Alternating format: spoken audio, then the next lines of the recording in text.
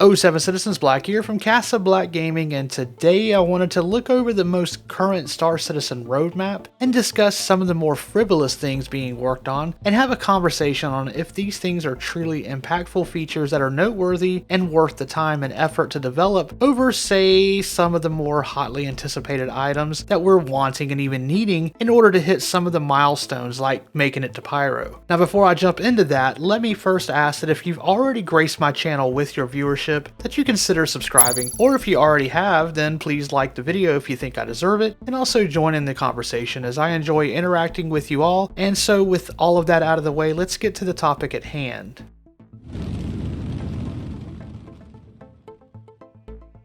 So really quick, so for those who might not be aware, since I do have quite a few new players to Star Citizen, an updated roadmap is released every other Wednesday, usually with just a couple of new additions, but sometimes we get a nice info dump on anything that is currently being actively worked on by the various teams that work at any of the different branches across a few countries like the US, Canada, the UK, and Germany. It's a one-stop place where backers can go through the various items from either a development team's perspective, such as the audio team or maybe the engine team, or if you prefer to search by the actual features themselves, you can go to the deliverables tab and search for a specific ship or a feature like salvaging, and then from here it's even further broken down by which team will be working on the item and the time it is estimated to take for that team's work to complete. Now this roadmap can change at any time, whether that be a minor change like a team taking longer to perform their task, thus pushing back their next project, or a feature can be postponed or pulled from the roadmap altogether, and then the teams will be redispersed accordingly. The progress tracker can be both a way to hype something up, but more often than not it will bring your hopes crashing down around you, as something you might be greatly anticipating might get shoved off for months or even a year or more down the road. So basically what I'm saying here is not to pin your hopes and dreams on the info you see on that tracker, because we've seen several times, even the last couple of years since I've been following the game, that items can be shuffled even when they are only a month or so away, salvaging. Now, the progress tracker is not all bad though, and I definitely applaud CIG for having it and maintaining its changes every 2 weeks, and it feels like from what I've heard from those who have followed the game longer than I have, that overall CIG has been better at communicating things being taken from the tracker, even if that means it could conflict with events like the Invictus Week, where ships or features that are thought to be available to buy or fly might slip from the schedule, which would fall back on them to have people buy something thinking they would be able to fly it during or right after the event and spend money on it, only to find out that they could not. So a good case in point here is in 2021, they announced that salvaging had been pushed back and would not come out during the summer as we had all hoped for, so they changed that roadmap update to reflect that before the event, which I thought was decent of them. Anyway, the progress tracker is where you go when you want to check the current status of something in development but not set in stone. So long as you understand this, that's all you need to know.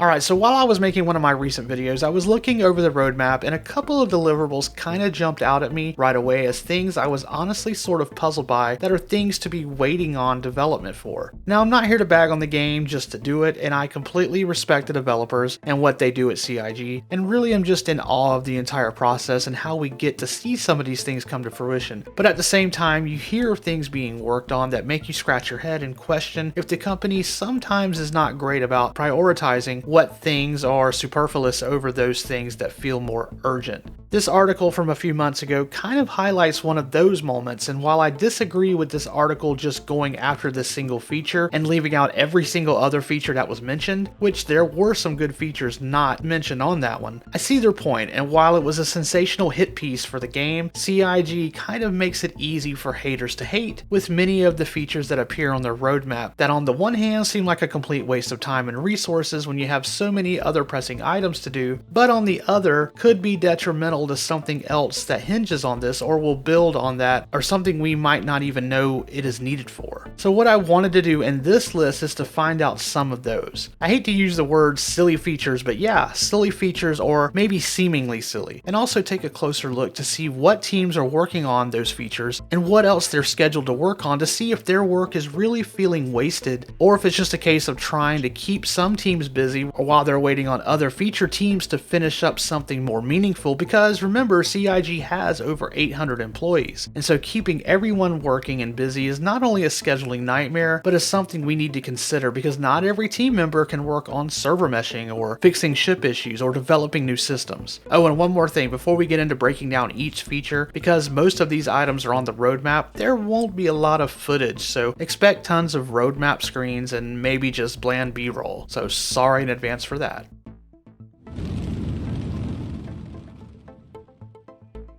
Alright, even though this is from back in May, let's go ahead and tackle this one since it was such a high-profile mocked feature. The team responsible for this feature is the AI content team, and the actual feature is called the AI Off-Duty Activities Sleeping feature. It will benefit both Squadron 42 and the Persistent Universe, but seems to be mainly worked on at the moment for Squadron 42, which is fitting since that game will have a story that centers around being part of a crew, so seeing other crew members do things, like as the description states, of controlling how AI sleeps, relaxes, and socializes in bed. This feature will support single beds, bunk beds, and beds with privacy shutters in this first iteration. This feature started back in March of 2021 with a single design team member working on it until September of that same year. 2 animation team members began their work a couple of months after the design team member had begun around May of 2021, and they continued their work until August of this year, 2022. Now, a very important part to consider here is that when you hover over the animator's timeline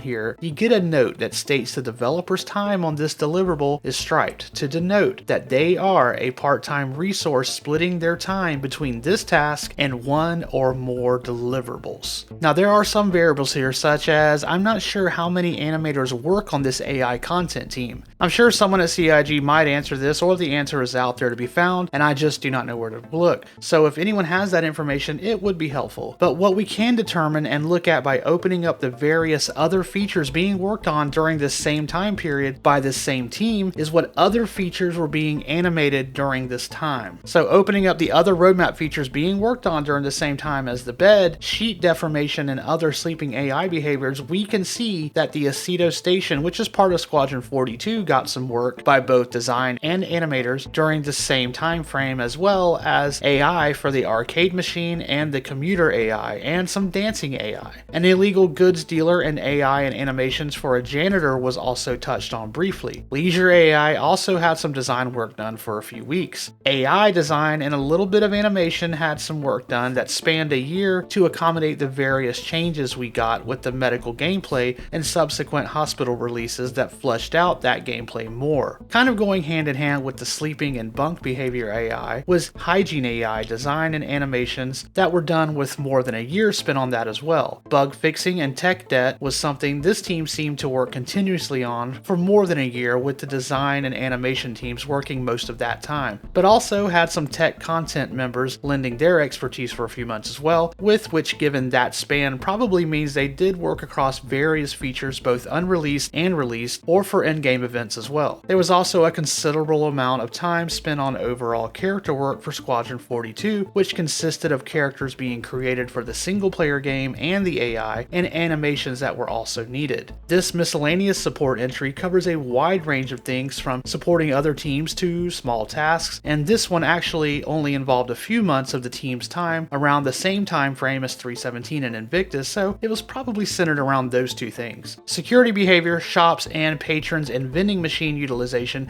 rounds out the other items this team was a part of during the same time frame as the bed deformation work. Now, do you want to know what these more than 15 different worked on features have in common? They were all being worked on at the same time, as is denoted by the striped line I mentioned earlier. So while it's easy to say that some of these could be considered a waste of time or feature creep, the limited amount of work done on these features and the scope and fact that many of these features coincide with one another or might even use the same tools or some of the same workflows kind of makes the argument that they're just doing bed sheets after 10 years of development seem a little weak now. Also, AI animations for the things that are being done here by a team that at no point goes above 6 animators or 7 designers, and perhaps even some of these team members do both the design and animations, but for the sake of being fair, let's assume they are 13 different individuals. But for such a small team handling a very specific skill set that is not impacting the bigger ticket items such as server meshing or the cargo refactor, I think it's safe to say that this team has a minimal impact on the overall development or the delays that have plagued the game.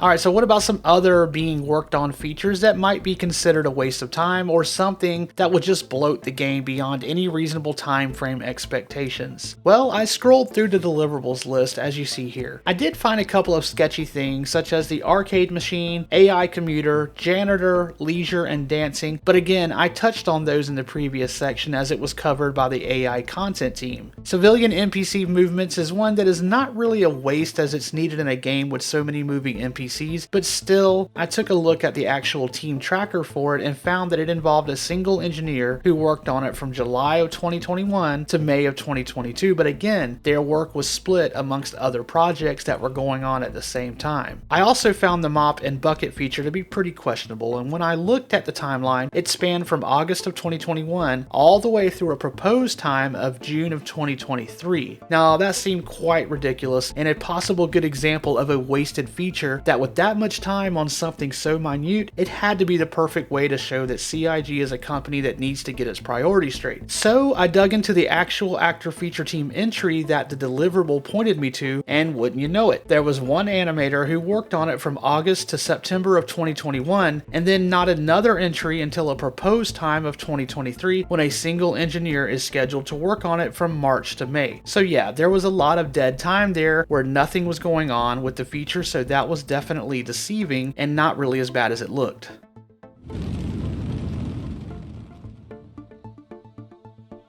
Moving on, I decided to search for features that might not be needed or even considered bloatware or feature creep, or for other features that seem to be sketchy. But you can see for yourself the majority of these features are all things that are still needed to make either Squadron 42 or the PU a place that is packed to the brim with what was promised or as close as they can get. I mean, Chris Roberts will never deliver on 100% of his promises, and his promised timeframes were so far off the mark it's a wonder he can even arrive to any appointment on time. But regardless, the roadmap does not show a ton of things that we can do without or that seem wasteful. I mean, let's scroll and look at things that are currently in process right now as of November. We have the Aceto station work, aerodynamic control services, which will improve atmospheric thruster control. We have AI untrained combat, which will allow non-combat PCs to seek cover and other functions during a situation. We have the Usables version 2 system and AI vehicle perception, which are both needed tech additions. There's the marker system rework and another station that is part of Squadron 42. Arena Commander racing work, the Argo SRV being worked on, artificial gravity,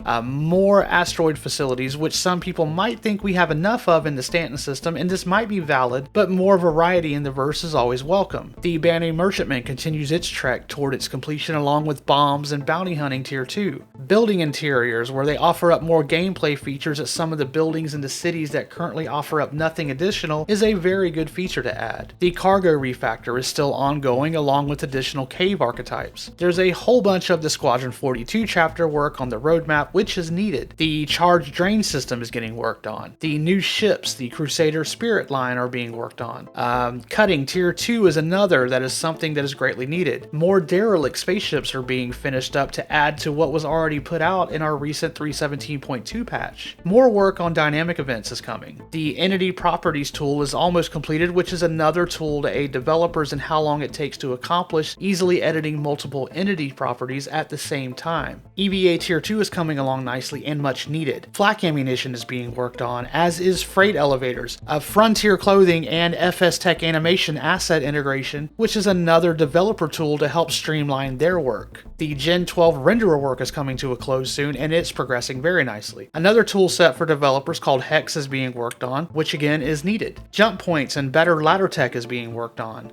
Two things we greatly need are life support and lockable containers, so again, no bloatware yet. Now, the Loreville cityscape I can see as something that people might say is not needed, and I can agree with this to an extent. It is not what I would have liked to have seen being worked on at this stage when we have so many other things we would like to see brought into the game that are not currently in-game, and retreading on an old system, I mean, our current only system, seems like a waste of time. I'm not really changing my mind on that, but I do welcome the changes that are coming whether I like them or not. I hope it opens up more missions and game space to play at while I'm on on my favorite toxic dump of a planet, and perhaps some better performance will be at hand, which can also make it worthwhile. And I'll even go on a limb here and say that this team that was assigned to do this because maybe they needed to keep busy with something, but I find that hard to believe with how much work that needs to be done on the other systems. Moving on though, the map and radar work is something the game severely needs, so it's very much welcome. The MFD rework is needed and welcome. The Hull C is a ship I really want and hoping we get those better trading missions soon after. The Mobbyglass rework is another thing we need because our UI definitely needs some updating. The old mop and bucket I already covered.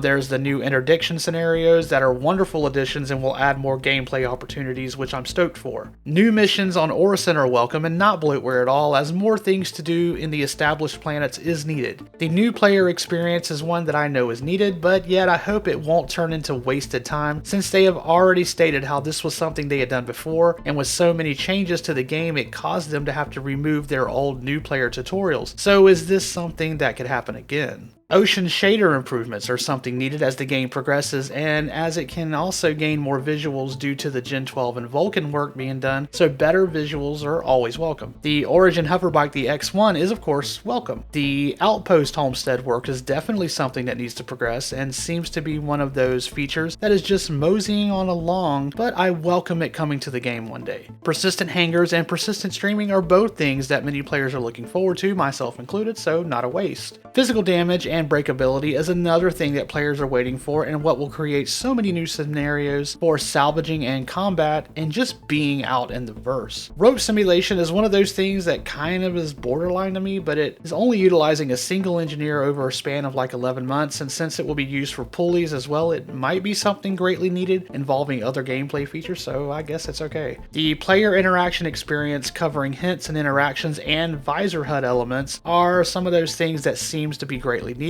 that will touch on many gameplay aspects, so no questions asked here. They belong. Player machine physical interaction is one of those things that will increase the player experience and is needed.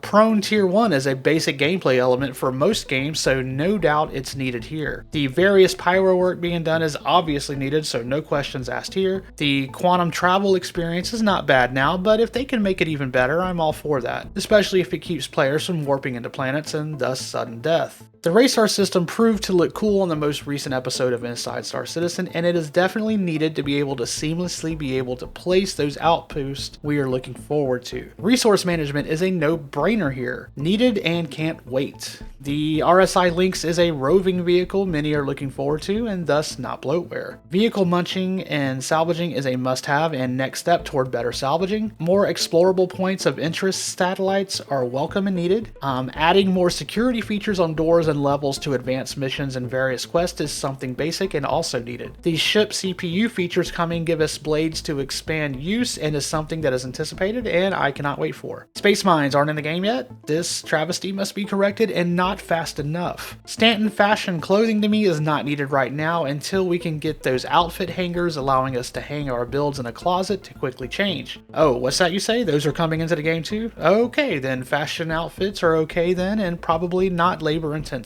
Star Wars is needed. Well, no wait, that's Star Words. Yeah, if it allows us to use more Star Wars lingo in the game, like saying, I just assume kiss a Wookiee, then I'm all in. Even if not, if it helps, I'm still all in. Make it so. Anything that says subsumption is needed and doesn't need any questions asked. As a content creator, more camera controls are great, so third-person version 2 is welcome. Yes, please, and thank you. Time trial races is something that is coming whether you race or not. I don't race, and yet I'm looking forward to them just to watch those videos because the one thing I enjoy watching in regards to Star Citizen are the races. They are minimal work that enhance the community and extend out more gameplay options, so yes, they are needed. There's a ton of unannounced stuff that could be hiding some absolute wastes of time. But if you parse up what we've gone over in this current list versus what was considered a waste of time or bloatware, I would imagine that 90% or more is needed. So moving on, underground facilities as shown at CitizenCon are very much needed as the current bunkers do not reflect what this game can do and those new ones certainly will. Hacking needs to make its way into the game by then as well, just saying, and since hacking just completed this month, I fully expect it to be there. Unified item ports, FPS, needs to make its way to FPS fighting simply because it will allow better control and more options while using FPS weapons, so yeah, needed. Vehicle tractor beams need to be beamed up immediately. Next summer is like 7 months too late. The vault weapons are also needed, and I am anxiously awaiting the ability to put some fools prone on the ground. Weapon misfire and wear is not something I am looking forward to because durability in games can suck, but it's still needed. I just hope we can repair and not have to buy new. Last but not least is Zero G Push and Pull, which looked phenomenal during CitizenCon, as you can see here, and something that looks next gen in terms of space traversal that I have ever seen in a game before. But maybe there are some games that do similar movements. Regardless, it needs to happen in Star Citizen, and I'm very much looking forward to it. Alright, well, I hope I gave overwhelming evidence today on why I think the developers are doing very little wasteful development. The few examples I cited earlier, I feel like I also backed up that those involved are minimal in regards to the total number of devs working at CIG. They are also too specialized and more on the artistic side of things to be of use on the more technical things. The tech side of game development is where the vast hang-ups occur in regards to things taking so long. The art side, including animators, rigging, artwork, signage, audio, particle effects, cosmetics, etc., those are all things that can be accomplished in a fraction of the time. Even doing things like environments or the recent go-kart tracks are things that can be done much quicker than anything related to systems. I also feel that me going over that list of deliverables currently being worked on as of the middle of November forward also shows that there is not much room for things to be stripped away to more finely focus on the development or releasing either Squadron 42 or the PU any quicker. The game is going to take as long as the game takes, and while everyone has their development armchair opinions about what is needed and what is bloatware, I think the roadmap pretty much makes a case for itself here, and that is all I tried to present today. Anyway, that's going to do it for this deeper look at the roadmap and the items that are on it. Now please comment down below if you agree or disagree. Now so long as you maintain respect, I'm happy to discuss either side and listen to your opinions. Now with that said, remember to be kind to your fellow gamer, put yourself in others' shoes before declaring that they don't walk a righteous enough path, and stay positive citizens.